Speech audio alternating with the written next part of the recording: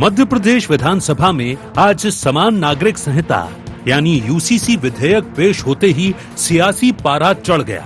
Doctor Mohan Yadav सरकार ने cabinet की मंजूरी के बाद भारी हंगामे के बीच विधानसभा में यूसीसी विधेयक 2026 पेश किया। सत्ता पक्ष ने इसे प्रदेश के लिए ऐतिहासिक और सामाजिक सुधार की दिशा में बड़ा कदम बताया, जबकि कांग्रेस ने बिल पेश करने की प्रक्रिया पर सवाल उठाते हुए सदन में जोरदार विरोध किया। तकनीकी शिक्षा मंत्री गौतम टेटवाल ने विधेयक सदन में रखा, जिसके बाद सत्ता और विपक्ष आमने सामने आ गए। सहकारिता मंत्री विश्वास सारंग ने कहा कि यूसीसी समानता और एकरूपता के लिए जरूरी है और मध्य प्रदेश में इसे लागू करना सरकार की प्रतिबद्धता है। मध्य प्रदेश विधानसभा में यूसीसी विधेयक पेश। सदन में बिल पेश होते ही जोरदार हंगामा। बीजेपी ने बताया ऐतिहासिक और क्रांतिकारी कदम। कांग्रेस ने पूरक कार्यसूची पर जताई आपत्ति। काले कपड़े पहनकर सदन पहुंचे कांग्रेस विधायक। बीजेपी ने बताई तुष्टीकरण की राजनीति। हम कटिबद्धता, हम चिल्ला के बोल रहे हैं, पूरी दमदारी के साथ कह रहे हैं, पूरी कटिबद्धता के साथ कह रहे हैं कि मध्य प्रदेश में यूसीसी लागू होगा। ये हमारी कमिटमेंट है, कहीं कोई दिक्कत नहीं। कांग्रेस को तो विरोध करना ही है। जिस राजनीतिक दल की नींव ही फूट डालो और राज करो की नीति के हिसाब से बनी हो, उनके तो पेट में दर्द होगा। समानता के लिए, एकरूपता के लिए, देश के सुनहरे भविष्य के निर्धारण के लिए यूसीसी आवश्यक है और वो लागू होगा। कांग्रेस केवल इस बिल का इसलिए विरोध करना चाहती है कि कांग्रेस हलाला जैसी कुप्रथाओं को बढ़ावा देना चाहती है, मुल्ला मौलवियों से दहशत में रहना चाहती है। यूसीसी बिल लागू होगा, दो चार शादी करने वाले लोगों कान खोलकर सुन लेना, तुम्हें जेल की शिक्षों के अंदर जाना पड़ेगा। बहन बेटी का सम्मान करने का वादा, इरादा ये डॉक्टर मोहन यादव जी की सरकार का था, है और रहेगा। उधर यूसीसी विधेयक को लेकर कांग्रेस ने सदन में जोरदार विरोध दर्ज कराया। कांग्रेस विधायक आरिफ मसूद ने आरोप लगाया कि सरकार ने यूसीसी विधेयक को चोरी छिपे सदन में पेश किया। उनका कहना था कि ये विधेयक विधानसभा की मूल कार्यसूची का हिस्सा नहीं था, बल्कि इसे सप्लीमेंट्री कार्यसूची के जरिए आखिरी समय में लाया गया। वहीं नेता प्रतिपक्ष उमंग सिंघार ने कहा कि सदन में पेश होने वाले हर विधेयक की पूर्व जानकारी प्रत्येक विधायक को मिलना उनका अधिकार है, लेकिन सरकार जल्दबाजी में विधानसभा की स्थापित परंपराओं को खत्म करना चाहती है और महत्वपूर्ण विधेयकों को बिना पर्याप्त सूचना के सदन में ला रही है। हर विधायक को अधिकार है कि अगर कोई सदन की कार्रवाई है उसकी पूर्व जानकारी होना। अगर 4 घंटे पहले कार्यमंत्रणा परिषद की बैठक हुई तो उसके अंदर बैठक में सिर्फ समय तय हुआ, ये तय नहीं हुआ था कि आज इसको लाया जाएगा। भारतीय जनता पार्टी जल्दबाजी में सत्र को खत्म करना चाहती है और ये नई परंपरा डाल के एक लोकतंत्र का स्वाभाविक उस पर चर्चा करेंगे। कार्यसूची में ये नहीं था, जब कार्य मंत्रालय में सुबह हुई होगी तो सप्लीमेंट्री बन जाना था। वहाँ नहीं आया पेपर के बाद आप नई टेक्नोलॉजी ले आए, नई टेक्नोलॉजी पे लैपटॉप के ऊपर भी वो नहीं था, तो चोरों ने चोरी जैसा काम करा है। कल इस पर विरोध करेंगे, गंभीरता से करेंगे, घोर विरोध करेंगे। बहरहाल यूसीसी विधेयक को लेकर विधानसभा के भीतर और बाहर सियासी टकराव तेज हो गया है। बीजेपी इसे समान अधिकार और सामाजिक न्याय की दिशा में ऐतिहासिक कदम बता रही है, जबकि कांग्रेस इसे जल्दबाजी और राजनीतिक एजेंडे से जोड़कर देख रही है। अब सभी की निगाहें सदन में होने वाली चर्चा पर टिकी हैं, जहां इस अहम विधेयक पर सत्ता और विपक्ष के बीच जोरदार बहस होने की संभावना है। Bureau report, IND 24।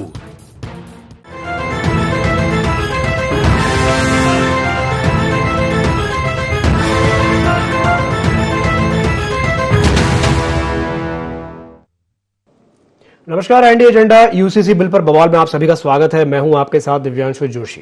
चर्चा को देंगे विस्तार, लेकिन उससे पहले नजर डालते हैं क्या हैं आज के एजेंडा पॉइंट्स। यूसीसी विधेयक पर छिड़े सियासी संग्राम के क्या है मायने? यूसीसी से कितनी बदलेगी मध्य प्रदेश की सामाजिक तस्वीर?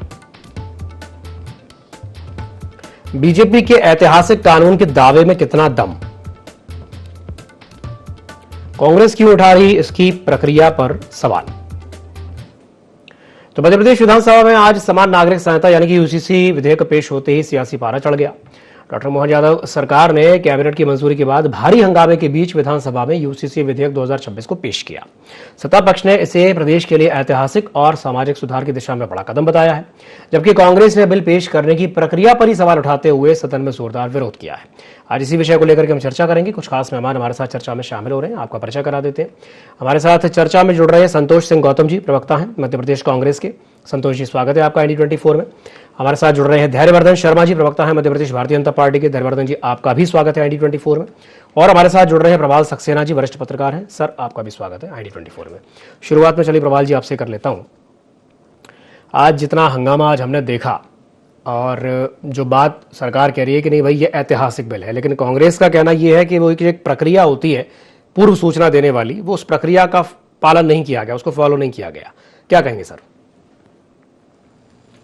देखिए, काफ़ी लंबे समय से यूसीसी की बात चल रही है। कई दौरान कई सर्वे हुए, कई लोगों से राय परामर्श की गई, उसका कैबिनेट हुई, कैबिनेट में इसको पास किया गया और ये तय था कि इसको जो है विधानसभा में जो मानसून सत्र आ रहा है इसको पेश किया जाएगा, चर्चा के बाद इसको लागू भी किया जाएगा। तो इसमें तो कहीं से कहीं तक कोई संशय था नहीं।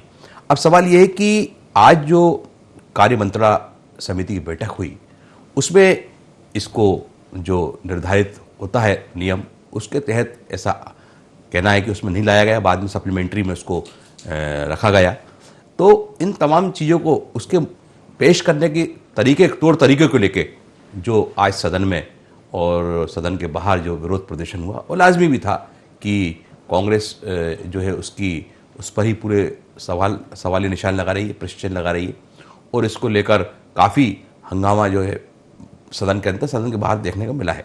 लेकिन सदन में अभी तो बिल पेश किया है, उस पर चर्चा हो जाने दीजिए। चर्चा में भी कई बिंदु आएंगे और उसके बाद जो मंथन होगा, मंथन में से जहर भी निकलेगा और अमृत भी निकलेगा। और सामाजिक सुधार की बात करें तो सामाजिक दिशा में, ये चेतना में एक नवाचार है, नई चीज़ है जो लाई जा रही है। तो इस पर संपूर्ण चर्चा हो, उसके बाद ही कोई इस पर निष्कर्ष निकले। यही विधानसभा में कल होने वाला है। ठीक है। संतोष जी, मैं करना चाहूंगा। संतोष जी, अभी जैसे हम रामेश्वर जी की बात सुन रहे थे और सारंग जी की बात सुन रहे थे, वो बड़े ही कॉन्फिडेंस के साथ ये बात कह रहे हैं कि नहीं, मध्य प्रदेश में तो यूसीसी बिल मतलब यूसीसी कानून बन के ही रहेगा। उनका कहना यह है कि नहीं भैया, वो तो बन के ही रहेगा। और वो जिस कॉन्फिडेंस के साथ ये बात कह रहे हैं, तो क्या लगता है आपको कि भाई कहाँ दिक्कत है? और वो कह रहे हैं कि नहीं भाई तो लागू होके ही रहेगा, तो फिर दिक्कत कहाँ है कांग्रेस को? संतोष जी, देखिए, अगर अपनी ताकत के प्रयोग से आपको यूसीसी का बिल लागू करना है तो आप अपनी ताकत के बल पर कर सकते हैं, लेकिन कायदे से तो प्रक्रिया को लोकतांत्रिक होना चाहिए था। इसको मुख्य कार्यसूची में क्यों नहीं लाया गया? अगर ये यूसीसी बिल इतना ही पावरफुल था और इतना ही फायदेमंद था जनता के लिए, तो मुख्य कार्यसूची में रखने में शर्म क्यों आ रही थी? आखिर इतनी बेशर्मी के साथ इसको अनुपूरक सूची में क्यों लाया गया? आप चाहते तो सबको बता देते पहले से ही। नेता प्रतिपक्ष उमंग सिंघार सहित सभी विधायकों को पता लगना चाहिए था कि ये एजेंडा आ रहा है, तो उस पर उस तैयारी के साथ बहस होती और उसमें सारे बिंदु निकल कर आते। लेकिन पूरी प्रक्रिया के दौरान जिस प्रकार से आपने तो इससे साफ नजर आ रहा है कि आपकी नियत में संदेह है। और दूसरी बात यह है कि भारतीय जनता पार्टी को यूनिफॉर्म सिविल कोड लागू करने की जरूरत क्या है? इस देश में तो यूनिफॉर्म सिविल कोड लागू है। अगर मिल रहा है तो जो अब्दुल है उसको भी 110 रुपए लीटर पेट्रोल मिल रहा है। अगर अब्दुल बेरोजगार है तो रामलाल भी बेरोजगार है। तो इसमें यहाँ तो लगातार यूनिफॉर्म सिविल कोड इस मध्य प्रदेश में क्या पूरे देश में लागू है? अगर रोजगार के लिए अब्दुल डंडे खा रहा है तो रामलाल भी डंडे खा रहा है। हम देख रहे हैं कि जंतर मंतर पर क्या हो रहा है। हम देख रहे हैं कि एनएसयूआई के छात्रों के प्रदर्शन पर किस तरीके से लाठीचार्ज और आंसू गैस के गोले छोड़े जा रहे हैं। बेरोजगार अगर अब्दुल है तो रामलाल भी बेरोजगार है। तो मैं कहता हूं कि यूसीसी बिल के अंदर नरेंद्र मोदी जी की नीयत पर इसलिए संदेह नहीं करना चाहिए कि वो केवल मुसलमानों को रोजगार से वंचित नहीं रख रही है, वो केवल जिसको कहते हैं कि मुसलमानों पर ही अत्याचार नहीं कर रही है, वो हिंदुओं पर भी समान रूप से अत्याचार कर रही है। वो उनको भी महंगाई के बोझ तले मार रही है, वो उनको भी। तो यूसीसी बिल तो लागू था, इसमें कोई वो नहीं, शब्दों के हेरफेर हो सकते हैं। और दूसरी बात, जहां तक मध्य प्रदेश में लागू करने की बात थी, मध्य प्रदेश में न केवल 5वीं अनुसूची लागू है जो कि देश के 10 अन्य राज्यों में भी लागू है, और यहाँ पर पेशा कानून भी लागू है 1996 का, जो करता है। और 244(1) जो संविधान की धारा है उसके अंतर्गत राज्यपाल को अधिकार है कि वो उसमें कोई संशोधन कर सकते हैं। तो क्या इसमें राज्यपाल की अनुमति ले ली गई है? क्या पेशा कानून को सरकार कुचलना चाहती है? क्या 5वीं अनुसूची के प्रावधानों को सरकार नहीं मानना चाहती है? 5वीं अनुसूची में क्या है कि जिस प्रकार से आदिवासियों को अपने नियमों कायदों के पालन करने के लिए, अपने प्रथा परंपराओं के पालन करने के लिए, अपनी जो सदियों से चली आ रही रीतियों के पालन की जो अनुमति है, जो उनकी ग्राम सभाओं के द्वारा अधिकार दिए गए हैं कि अपने फैसले वो खुद कर सकते हैं ग्राम सभाओं के अंतर्गत, ये सब 5वीं अनुसूची और पेशा कानून के तहत मध्य प्रदेश में लागू है।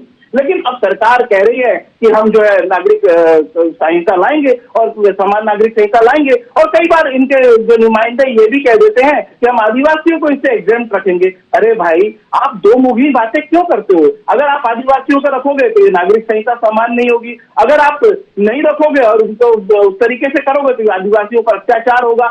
मैं समझता हूँ भारतीय जनता पार्टी की सरकार कंफ्यूज है, और ये इतनी जल्दी से क्यों लाई, ये नियत ठीक है, मैं बता देता हूँ। उनको पता था कि अगर ये विधानसभा में चलेगी, केवल 5 दिन की रखी इन्होंने विधानसभा सत्र, तो इनको लगा था कि जो मोहन यादव ने किया है ना उज्जैन में, ये सब बड़े पैमाने पर विधानसभा में उठाया जाएगा, तो उसको दबाने के लिए क्या करते? ये इनको मालूम था कि हमारा मुख्यमंत्री सीधे सीधे भ्रष्टाचार में लिप्त है, वो भूमाफियाओं का सबसे बड़ा सरगना बना हुआ है इस मध्य प्रदेश में, वो शराब माफियाओं का सरगना बना हुआ है इस मध्य प्रदेश में। जो भी दारू वाला पकड़ाता है, जो गुजरात के वहां लगाता है दारू, अगर उसको पकड़ा जाता है तो वो कहता है ये शराब नारायण यादव की है। नारायण टैक्स की चर्चाएं होती है इस मध्य प्रदेश में। ये जो जमीनों का जो मामला उठाया था ना एक अखबार में, प्रमुख अखबार ने, तो उसके आधार पर जब मध्य प्रदेश की जो कांग्रेस ने इस मुद्दे को प्रमुखता से उठाया, दिल्ली तक में प्रेस कॉन्फ्रेंस से हुई, तो वो समझ गए थे कि मुख्यमंत्री इस मुद्दे पर बुरी तरह से गिरने वाले हैं। तो इस प्रकार से नफरत फैलाने वाले एजेंडा ले आओ, आदिवासियों को दबाने वाले एजेंडा ले आओ, अल्पसंख्यकों को दबाने वाले एजेंडा ले आओ।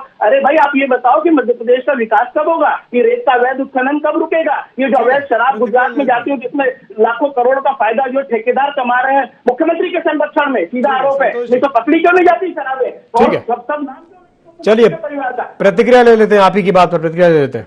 ठीक है जी। धैर्यवर्धन जी, संतोष जी कह रहे हैं कि सरकार जो थोड़ी सी कंफ्यूज है, उसको समझ में नहीं आ रहा है कि आदिवासियों को बाहर रखा जा रहा है इससे, तो फिर अगर बाहर रख रहे हैं यहां तो फिर वो समान नागरिक संहिता कैसे हुई, बताइए।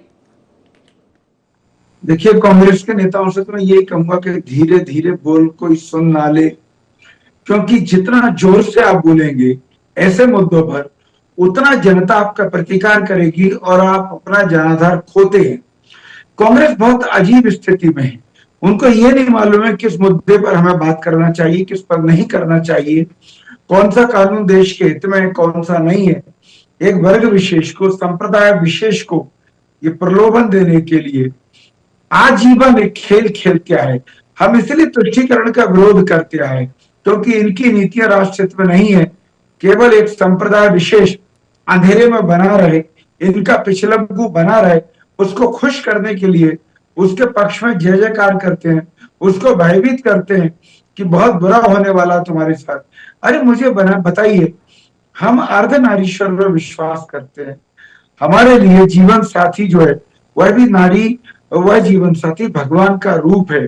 उन महिलाओं के लिए अगर समान नागरिक संहिता आ रही है तो कांग्रेस को क्यों तकलीफ है? महिलाओं को यदि अधिकार मिल रहे हैं तो कांग्रेस को क्यों कष्ट है?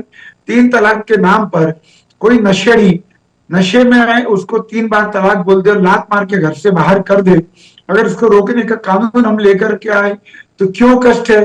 कोई गुस्से में पति पत्नी में झगड़े फसाद होते रहते हैं, चैट चकल्लस होती है, यदि कोई 3 बार तलाक बोल दे, उसका जीवन नरक बन जाए, फिर उसको हलाला की यात्रा से गुजरना पड़े।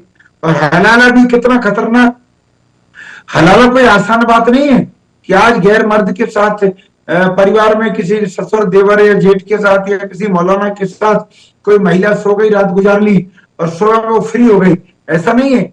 इनके जो कानून है उसका अर्थ है कि एक बार महिला अगर पर पुरुष के साथ रिलेशन बनाएगी तो उसको अगली माहवारी तक, कम से कम अगली माहवारी तक उसको वहां रहना होगा उसी स्वरूप में। और उसके बाद भी उस महिला को यह अधिकार नहीं है कि वो अपने दूसरे पति से, शौहर से तलाक मांग ले, तब भी अधिकार उसी शौहर को है कि वह चाहे दया कर दे या मन भर जाए या उसका अनुबंध पुराने लोगों से, वो जिन्होंने भेजा था उनके अनुसार वह उसको छोड़ दे। तो कैसे नारकी जीवन में महिला पड़ी हुई है, अगर हम उनको मुक्ति दिलाना चाह रहे हैं तो इसको तो स्वागत करना चाहिए। रही बात कार्य पद्धति की कि विधानसभा में गलत तरीके से कानून आ रहा है, इससे आ रहा है, तो भैया दो बातें हैं। विधानसभा अध्यक्ष जी के पास जाकर कांग्रेस के लोग अपनी बात रखें, सदन में अपना पक्ष रखें, सदन में जमकर के बहस करें। इसके बावजूद भी अगर आपको लग रहा है कि हम कोई गैर कानूनी कृत्य कर रहे हैं, तो आप तो संविधान की किताब हाथ में लेकर के घूमते हो। राहुल गांधी जी तो संविधान को चपेटे रहते हैं। वो कोर्ट चले जाए, हाई कोर्ट है, सुप्रीम कोर्ट है, चुनौती दे दो कानून को, गिरा दो इस कानून को। कितना रोका है आपको? आपके पास भी बड़े बड़े वकील हैं, भले ही वो वकील अपने कैंडिडेट का फॉर्म निरस्त करवा देते हो, पर वकीलों की फौज है आपके पास। आप मुझे बताइए, स्वयं डॉक्टर भीमराव अंबेडकर जी ने अनुच्छेद 44 के तहत इसका प्रावधान किया और कहा कि देश में समान नागरिक संहिता लागू होना चाहिए, पर उसको उन्होंने समय सीमा के नाते विचारणीय बना दिया। ये उम्मीद की थी अगले 2-5 वर्षों में, 10 वर्षों में देश की जनता के साथ उनको समझा बुझाकर, भरोसे में लेकर और भारत सरकार ये कानून बनाएगी। पर आप तो अघोरी निद्रा में लीन हो गए। आपने उन सब चीजों की देखा भी नहीं पलट करके, जो देश के हित में, बाकी के कामों में पूरी रुचि ली। जी जी, माफ कीजिएगा, मैं आपको बीच में इंटरप्ट कर रहा हूं, लेकिन यहां पर एक सवाल बनता यह भी है कि भाई जैसे आप इसमें क्या कर रहे हैं कि जनजातीय समुदाय को अलग रख रहे हैं, यानी कि एसटी को अलग रख रहे हैं। अब कहीं ना कहीं जो एक वर्ग विशेष है उसको तो यही लग रहा है ना कि भाई हमको ही क्यों टारगेट किया जा रहा है, भाई उनको क्यों अलग रख रहे हैं, और अगर अलग रख रहे हैं तो फिर वो समान नागरिक संहिता हुई कहां? धैर्यवर्धन जी, ठीक है, आपत्ति जायज है, आपत्ति रख सकते हो, आपत्ति सब परहेज नहीं है, गुरेज नहीं है। पर आप हिंदुओं को देख लीजिए, हिंदू में सवर्ण, ओबीसी के लोग, एससी के लोग सब इसमें शामिल हो गए। आप सिख को ले लीजिए, ईसाइयों को, या जो जैन बौद्ध परंपरा के लोग मध्य प्रदेश में रहते हैं, वे सब लोग इसमें शामिल हो रहे हैं। केवल आदिवासियों की जहां तक बात है, तो आदिवासी तुलनात्मक तौर पर अभी थोड़े और जागरूक हो जाए, देर सवेर उनको भी समझा बुझा करके उनको भी मुख्य धारा में लाया जाएगा। तब तक वो देखेंगे कि इस कानून से किसी मुसलमान का कुछ नहीं बिगड़ा, इस कानून से किसी हिंदू, सिख का, ईसाई का कुछ नहीं बिगड़ा, तो वे लोग भी आकर के स्वतः कहेंगे कि हमारी बहन बेटियों के हित में ये कानून है, हमको भी आप शामिल करो। थोड़ा इंतजार का मजा लीजिए। अच्छा, मतलब थोड़ा इंतजार का मजा लीजिए। चलिए संतोष जी, क्या कहेंगे धैर्यवर्धन जी की बात पर? वो कह रहे हैं कि थोड़ा इंतजार उनको करने दीजिए, बाद में उनको शामिल कर लेंगे। देखिए कितना आश्चर्यजनक है कि गुजरात में एक महिला के जो स्वागत करने वाले विश्व हिंदू परिषद के लोग थे, आरएसएस के लोग थे, और ये तब मुस्लिम विरोधी थे, मुस्लिम महिलाओं के साथ रेप हुआ, किया गया। लेकिन आज जब यूसीसी कानून ला रहे हैं तो तर्क ये दे रहे हैं कि हम मुस्लिम महिलाओं के समर्थक हैं। अरे आप मुस्लिम महिलाओं के कितने समर्थक हो, ये विश्व हिंदू परिषद और आरएसएस के लोगों ने जब गुजरात में जेल से छूटे दरिंदों का स्वागत किया, उसे पता लग गया था। जो गुजरात में जब दंगे हुए तो आपने कितना मुस्लिम हितैषी महिलाओं का समर्थन किया, मुस्लिम महिलाओं का समर्थन किया। आरएसएस के नाम आते हैं शामिल होने के, जिस प्रकार से आपके नेता, चाहे योगी आदित्यनाथ हो चाहे कोई भी हो, दिन दहाड़े गिरिराज सिंह जैसे नेता दिन भर मुस्लिमों के विरुद्ध जो विश्व का वमन करते हैं, नरोत्तम मिश्रा जैसे लोग आपके करते थे, आपके रामेश्वर शर्मा जैसे लोग करते हैं, तो हमें पता है आप कितने बड़े मुस्लिम हितैषी हैं। तो आप जो है भेड़ की खाल में छुपे हुए भेड़िए तो बिल्कुल कहा जा सकता है आपको, क्योंकि आप तो इस तरीके के काम करते हो। और दूसरा, आप मुस्लिम हितैषी क्यों बन रहे हो? क्योंकि आपको नफरत फैलानी है समाज में। सुन लीजिए धैर्यवर्धन जी, मैंने आपके बीच मुख्य एजेंडा ये है। अगर आप इतने ही बहुत बड़े वर्गों के समर्थक होते तो पहले हिंदू वर्ग के उनको समर्थन कीजिए, जो केन बेतवा प्रोजेक्ट में जिनको पुनर्वास के लिए जमीन तक नहीं दी गई, जिनको मुआवजा नहीं दिया गया और उनका जबरदस्ती अनशन खत्म करवाने के लिए उनको लाठियों से पीटा गया है, वहां लोग प्रतीकात्मक रूप से फांसी पर झूल रहे हैं, वह चिताओं पर लेटे हुए हैं। लेकिन ये भारतीय जनता पार्टी की निकम्मी सरकार, मध्य प्रदेश की भ्रष्ट सरकार, जो उज्जैन से लेकर पूरे मध्य प्रदेश में जमीनों का खेल अवैध रूप से संरक्षण में जो सारे घोटाले करवा रही है, ये जो सरकार है, अगर इस पर चिंता होती तो उज्जैन और छतरपुर की हमारी जो बहनें जो चिताओं पर लेटी हुई हैं, उनकी तरफ आंख उठाकर भी नहीं देख रही है, उनकी भलाई के लिए क्या कर रही है, पहले इसका तो जवाब दे दीजिए। मुस्लिम बहुत चिंता है, इसलिए चिंता है कि समाज में नफरत फैलाना आपका काम है। आप बताइए छतरपुर और पन्ना की बहनों के लिए आपकी सरकार, जो निकृष्ट सरकार, उसने क्या किया है? ठीक है, ठीक है धैर्यवर्धन जी, मैं आपके पास आता हूं। प्रवाल जी से पहले टिप्पणी लेते हैं, फिर आपके पास आता हूं। प्रवाल जी, ये जो दावे कर रहे हैं धैर्यवर्धन जी, या जो बीजेपी ये कह रही है कि भाई इससे समाज में सुधार आएगा और एक समानता आ जाएगी, या वाकई में क्या ये इन दावों में कोई दम आपको लगता है कि हाँ भाई समाज में वास्तव में कोई सुधार आएगा इस कानून के आने के बाद? देखिए दिव्यांशु जी, कोई भी मैंने कहा ना, कोई भी चीज़ नई आती है, नया नवाचार होता है, तो उसके क्या लाभ है, क्या नुकसान है, इस पर भी चिंतन निश्चित रूप से होता है, उस पर चर्चा भी होती है। सदन इसीलिए तो है ना, आखिरकार प्रजातंत्र में जो विधानसभा है उसका महत्व क्यों है? वहां पर प्रतिपक्ष और पक्ष दोनों ही के सदस्य ही मिलकर चिंतन करते हैं, चिंतन भी करते हैं, समाज की चिंता भी करते हैं, फिर कुछ उसमें से बात निकल के आती है। तो अभी इसमें संपूर्ण चर्चा तो जाने दीजिए, उसको चर्चा जब हो जाएगी और तमाम पहलू जैसा कि दोनों ने ही बताया अपने अपने, उन पर क्या रिएक्शन आता है, क्या लोगों की राय आई चुकी है, अब क्या उस पर होता है, तो उसके बाद ही फिर ये देखा जाएगा। पहले से ही अपन कुछ अगर मन बना लेते हैं तो उस पर थोड़ा धैर्य रखना चाहिए और अपन को उस पर जो नया संवैधानिक कानून आ रहा है उस पर भी तो देखना चाहिए कि किस तरह से महिलाओं को, या जैसा उन्होंने बताया धैर्यवर्धन जी ने, किन किन दिक्कतों का सामना खास करना पड़ता है, तो वो तमाम महिलाओं के लिए हो सकता है ये सुखद हो और सबको एक समान सम्मान मिले, ये इसका उद्देश्य है। ठीक है जी, धैर्यवर्धन जी आप बोलिए। जी ने गुजरात से प्रारंभ की थी बात, इसलिए मैं भी गुजरात पहुंचता हूं जवाब देने के लिए। भाई साहब, गुजरात को भूल गए? अब जब भारतीय जनता पार्टी की सरकार नहीं थी, कांग्रेस का महान शासन हुआ करता था, तो हर वर्ष वहां दंगे होते थे, हर वर्ष। चाहे तो आप गूगल कर लीजिए, आप रिकॉर्ड उठाकर देख लीजिए, हर वर्ष भयानक दंगे होते थे। और जब से भारतीय जनता पार्टी की सरकार आई है, वह अमन चैन है।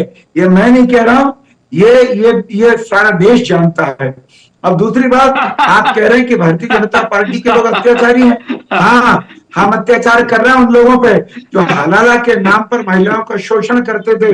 हम अत्याचार करना चाह रहे हैं उन लोगों पर जो अपनी बेटियों को अधिकार से वंचित करना चाहते हैं। हमको अत्याचारी कह सकते हैं वे लोग जो हिंदू मुस्लिम की खाई बरकरार रखना चाहते हैं। हमको अत्याचारी कह सकते हैं वे लोग जो वोट बैंक की राजनीति करते हैं। हमको अत्याचारी कह सकते हैं आप लोग जो जन्म से आजादी के बाद से लेकर अब तक तुष्टीकरण करते चले आ रहे हैं। और मैं आपको चुनौती दे रहा हूं मेरे मित्र संतोष जी, आप बहुत भले आदमी है, सुन लीजिए। अगर आपको इतना ज्यादा कष्ट है तो आप धुंधुमी लेकर के निकलो, पूरे मध्य प्रदेश में जगह जगह आम सभाएं करो और जनता को बताओ कि यूसीसी पर आपका एजेंडा क्या है और बीजेपी का एजेंडा क्या है। अगले दो तीन महीने ये मेहनत कर लो, तब आपको समझ में आएगा कि जगह जगह पर आपका मुंह उतर जाएगा। ठीक है, आप जनता के विरुद्ध आचरण करते हो। ठीक है, तो कहने का मतलब ये है, धैर्यवर्धन जी ये कहना चाह रहे हैं कि ये बीजेपी जो है वो मॉडर्न डे राजा राममोहन रॉय बनना चाह रही है। ऐसा राजा राममोहन रॉय बनने के मूड में है कि भाई हम समाज को सुधार देंगे, समाज में जो भी कुरीतियां चल रही हैं उनको सबको बराबर कर देंगे। जी संतोष जी। देखिए, ये बहुत अच्छी बात कही कि ये मॉडर्न डे राजा राममोहन राय बनना चाहते हैं धैर्यवर्धन शर्मा जी। मैं इनको कहना चाहता हूं कि ये जो राममोहन राय जी की आप जो बात कर रहे हैं, ये केवल एक समुदाय की उतनी चिंता है। चलो मैं आपके पुराने आरएसएस और बीजेपी के गुनाह माफ कर देता हूं कि उन्होंने जो गुजरात में किया वो माफ कर देता हूं। चलिए आप तो बताइए कि आप बहुत बड़े हितैषी और आप 3 तलाक को खत्म करना चाहते हैं, तो क्या ऐसे दरिंदे जो दूसरे समाजों में भी है जो बिना तलाक की पत्नियों को छोड़ देते हैं, क्या उनके लिए भी आप कोई कानून लाएंगे? सत्ता के शीर्ष पर भी कुछ उसमें से पहुंच चुके हैं। जी धैर्यवर्धन जी जवाब दीजिए। नहीं, क्या कानून नहीं है अभी? विवांशु जी, आप और सक्सेना साहब इस बात का जवाब दीजिए। कोई भी व्यक्ति अगर अपनी पत्नी को छोड़ देता है तो क्या पत्नी को कानूनी अधिकार नहीं है कि वो जाकर के उसके खिलाफ मुकदमा करे, अपने हक को मांगे? क्या बात कर रहे हैं आप? गुस्से में ऐसा भी मत बोलो कि अर्थ का अनर्थ हो जाए। इतना गुस्सा ठीक नहीं है संतोष जी। भारत में सारे धर्मों के लोगों के लिए कानून है, केवल इस्लाम के लोगों को 4 शादी करने का प्रावधान है। केवल इस्लाम के लोग अपने वो आड़ में थे, ये बचाए हुए थे, ढोल की पोल में छिपे हुए थे। बाकी सब लोगों की महिलाओं को अधिकार है। देखे तो देखो तलाक, वो खड़ा कर देगी आपको चौराहे पर अदालत में ले जाकर के। ठीक है, चलिए प्रवाल जी से टिप्पणी लेते हैं। जी प्रवाल जी, आपकी एक अंतिम टिप्पणी हो जाए, सुबह चर्चा को समाप्त करेंगे। जी प्रवाल जी। देखिए दिव्यांशु जी, मैंने जैसा कहा कि कल इस पर विस्तार चर्चा होगी और उसमें कुछ चीजें ऐसी आई हैं जिसको लेकर वाकई में अभी समाज में बड़ी चिंता का विषय है। जैसे लिव इन रिलेशनशिप वाला मामला है, इसको लेकर कितना आप देखिए रोज हम सब अखबारों में पढ़ते हैं, देखते हैं कि एक प्रकार से समाज का पतन की ओर जा रहे हैं। आज के नए बच्चे जो है वो इस तरह बहुत ज्यादा आकर्षित भी हैं, तो ऐसे कानून बनेंगे, कम से कम थोड़ा सा सामाजिक डर तो उनमें रहेगा। जी, रिलेशनशिप जैसा बिल्कुल चीज है, और भी दूसरी बातें हैं, तो कम से कम समाज का डर और कानून का डंडा दोनों जरूरी है, तभी कोई कानून लागू होना चाहिए। और निश्चित रूप से डर बहुत जरूरी है, कानून का भी हो और समाज का भी हो। नहीं, ये बात आपने बिल्कुल सही कही कि डर होना चाहिए। और क्योंकि देखिए आजकल जिस तरह के जो केसेस हो रहे हैं, कहीं ना कहीं इस तरह के केसेस, समाज तो टूट रहा है, सामाजिक पतन भी हो रहा है, समाज तो कहीं ना कहीं टूट ही रहा है ना, तो वो चीज कम से कम ना हो। बिल्कुल जी, धैर्यवर्धन जी कुछ कहना चाह रहे हैं कि जल्दी से अपनी बात पूरी कर लीजिए, फिर चर्चा को समाप्त करेंगे। जी, लिव इन रिलेशन के दौरान अगर कोई संतान हो गई जी, तो उसको तो कोई अधिकार ही नहीं थे। हाँ। वो उसको अवैध संतान या पता नहीं क्या क्या उसके स्वरूप में देखा जाता था। देखिए, मैं बहुत विनम्रता पूर्वक कह रहा हूँ, लिव इन रिलेशन के हम पक्षधर नहीं है, और ये बहुत मान्य परंपरा नहीं है, पर देश में हजारों लाखों युवक युवतियां इस प्रकार से रह रहे हैं, तो कम से कम वो दायरे में तो रहें, कानून की पकड़ में तो रहें, उनकी भावी संतान को कुछ अधिकार तो मिले, इसलिए मजबूरन ये कानून लाया जा रहा है। ठीक है, संतोष जी आप कुछ कहना चाहेंगे क्या धैर्यवर्धन की बात पर? देखिए, मैं तो एक बात स्पष्ट कर देना चाहता हूं कि सरकार की नीति और नीयत में बहुत गंभीर अंतर आते हैं। हमने देखा कि किस प्रकार से ये छात्रों के हितैषी बनने की बात करते हैं, जेनजी के समर्थक बनने की बात करते हैं। आज हजारों लाखों जेनजी पूरे देश में प्रदर्शन कर रहे हैं जंतर मंतर सहित, ये उन पर ध्यान नहीं देते। एक जो बिल्कुल जिसको कहते हैं निकम्मा शिक्षा मंत्री है भारत का, धर्मेंद्र, तो हजारों पेपर लीक उसके राज में हो चुके हैं, लेकिन उसका इस्तीफा लेने की ताकत इस सरकार में नहीं है। चाहे 21 छात्रों की मौत पूरे देश में हो गई है, उनके परिवार के लोग बिलख रहे हैं, लेकिन ये जो संवेदनहीन सरकार है, जिसको कहते हैं कि इसके ठीक है सरकार पूरी तरह से संवेदनहीन है। संतोष जी, आपका क्रोध जायज है, के लिए काम करती है। जी बिल्कुल, और उस विषय पर भी हम कभी ना कभी डिबेट करेंगे। फिलहाल हम यूसीसी पर डिबेट कर रहे थे। क्रोध जायज है क्योंकि बहुत दिनों से सड़क पर है, जनता इनकी सुन नहीं रही है, इनको वोट दे नहीं। चलिए ठीक, चलिए आप तीनों मेहमानों का हमारे साथ जुड़ने के लिए बहुत बहुत धन्यवाद। तो समय की कमी के चलते मैं इस चर्चा को यहीं समाप्त करना चाहूंगा। खबरों का सिलसिला लगातार जारी है, आप बने रहिए ID24 के साथ। नमस्कार।